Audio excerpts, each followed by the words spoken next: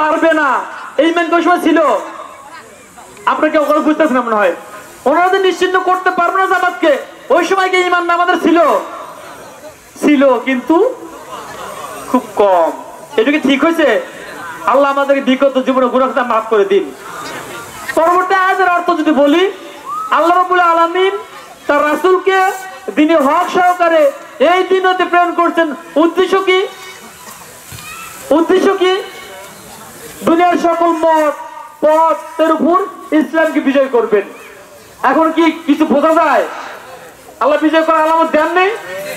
সম্মানিত উপস্থিতি, এই আলামত আসার পরবর্তীতে যারা নতুন করে সর্দার হয়েছেন তাদেরকেও স্বাগতম।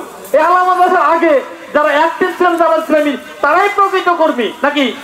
তারাই প্রকৃত মুজাহিদ, তারাই প্রকৃত ইসলামী আন্দোলনের নিখাত কর্মী। আল্লাহ আমাদেরকে জীবনের বিগত দিনের সকল ভুল ভ্রান্তিগুলো মাফ করে দিন। সম্মানিত যাচ্ছি ম্যাডাম, আমি এই মাঠে দাঁড়িয়ে বলতে চাই, এখানকার যে এমপি মহোদয় ছিলেন, ওই এমপি মহোদয় 2008 সালের ওই 4টা ইউনিয়ন, বাঙ্গালা, লাহিড়ী মনপুর, বড়পাঙ্গাসী, উধুনিয়া ইউনিয়নের 4টি ইউনিয়নের ভোটের যে প্রিজাইডিং অফিসের সাক্ষাতে ফলাফল শীট, ওই শীটটা চেঞ্জ করে অবৈধভাবে 2008 সালেও এমপি হয়েছিলেন। আপনারা জানেন কিনা? 2009 সালে যে এমপি অবৈধভাবে এই গ্রামের এমপি দাবি করেন, উনি ভোট তৈরি করে 2009 সালে 2008 সালের 29 ডিসেম্বর যে নির্বাচন হয়েছিল, ওই দিনেও ওই 4টা ইউনিয়নের ভোটের ব্যালট পেপার, ভোটের যে ফলাফল শীটটা চুরি করে, হাইজ্যাক করে রবিউল ইসলাম খানের এই রেজাল্টকে চুরি করে নিয়ে অবৈধভাবে এমপি হয়েছিলেন। আজকে সেই সৌর এমপি নেই, এই গ্রামে কথা বলতে বলেন কি? এই গ্রামে কোনো রাজনৈতিক দলের প্রোগ্রাম করা যাবে না। স্পর্ধায় কত বড়! ওই সমস্ত কুলাইগাতিকে হুঁশিয়ার করে দিতে চাই, আপনাদের বাজা, আপনার তাদের সন্তান, আপনার মাই বলাইছে, কাপড় খুলে যাওয়ার সময় খেয়াল ছিল না, জ্ঞান ছিল না, ওরকম দৌড় দিছে। এখন আপনি সেই এমপির পক্ষে কথা বলেন, এত বড় স্পর্ধা আপনার! এই জাতীয় ধৃষ্টতা আর একবার প্রমাণ করলে জামাত ইসলামের আমির, মানবতাবাদী নেতা ডাক্তার শফিকুর রহমান স্পষ্ট করে বলেছেন, আমরা সাধারণ ক্ষমা করে দিলাম, কিন্তু বলে নাই, বলে নাই। এখনো এই জাতীয় কুলাঙ্গারা যদি এরকম কোন চরিত্র চেষ্টা করেন, তাহলে আপনাদেরকে কখনোই ছাড় দেওয়া হবে না ইনশাআল্লাহ।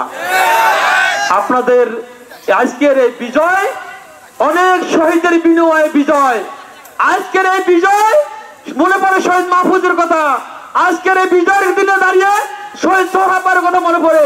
আজকের এই বিজয়, আজকে এই এলাকায় ঘুমিয়ে আছে আনিসুর রহমানের রক্তের কথা মনে পড়ে। আজকে এতগুলো জীবনের বিনিময়ে অর্জিত স্বাধীনতা এখনো তুমি হুক্ক করতে চাও?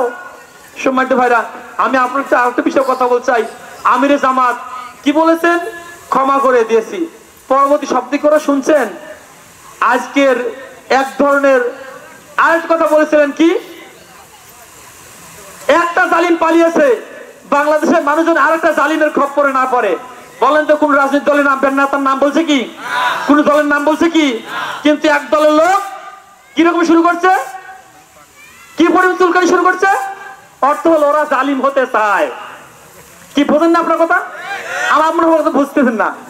আমির জামাত বলছে একজন জালিম পালিয়েছে, একদল জালিম পালিয়েছে। নতুন করে ধরো বাংলাদেশের মানুষ নতুন করে জালিমের খপ্পরে, জালিমের করাল গ্রাসে না পড়ে। কিন্তু ভুল বলছে কি?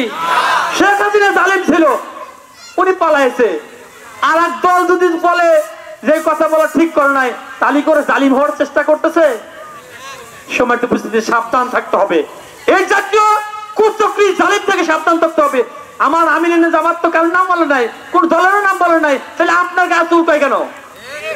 আপনাদেরকে সাবধান করে দিতে চাই উল্লাপাড়াবাসী। উল্লাপাড়াবাসী আপনাদের এইরকম চুলকানিও কিন্তু পছন্দ করে না। আপনারা কি পছন্দ করেন? সম্মানিত ভাইরা, আমি সর্বশেষ একটি কথা বলতে চাই, ইসলামী আন্দোলনের এই